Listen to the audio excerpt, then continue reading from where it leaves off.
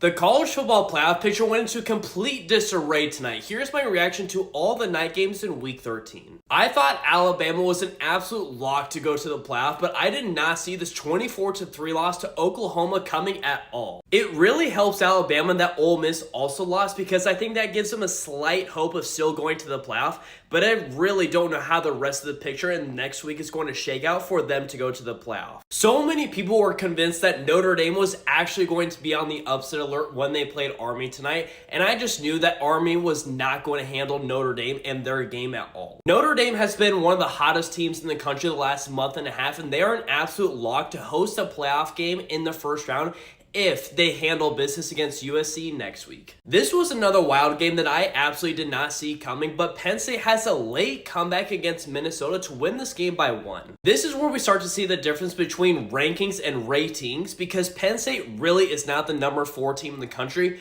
but they probably should be ranked in the top 5. Iowa State wins on the road against Utah. It was an ugly game, but ultimately Iowa State gets a W, and next week against Kansas State, the game that I will be at, Iowa State will be playing for a spot in the Big 12 championship if they win that game. And on the flip side of that game, Kansas State looked really solid tonight against Cincinnati. I can't wait for Iowa State, Kansas State next week. Against a very weak Wyoming team, Boise State barely scrapes by, and honestly, I do not think that they are a top 12 team. And LSU finally bounces back in their win against Vanderbilt tonight. Gotta give credit to Brian Kelly and this LSU team for continuing to fight even with the playoff hopes out the window.